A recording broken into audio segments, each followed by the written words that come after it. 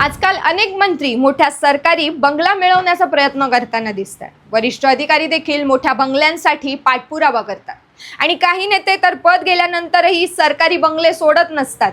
पण तामिळनाडूचे थालापती विजय यांचं उदाहरण यांच्या गतीत एकदम उलट आहे। सरकारने नुकतेच 22 मंत्र्यांना ग्रीवेज रोडवरील सरकारी बंगले वाटप केली। पण आश्चर्याची गोष्ट म्हणजे त्या यादीत मुख्यमंत्री विजय यांचं नावच नव्हतं, कारण विजय यांनी सरकारी बंगला स्वीकारलाच नाही।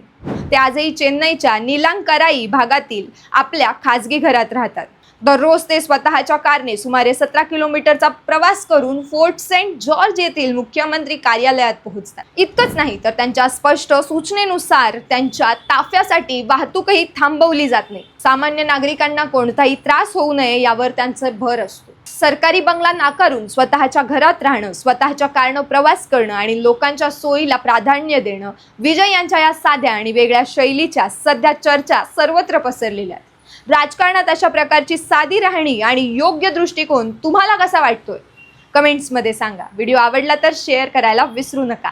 धन्यवाद।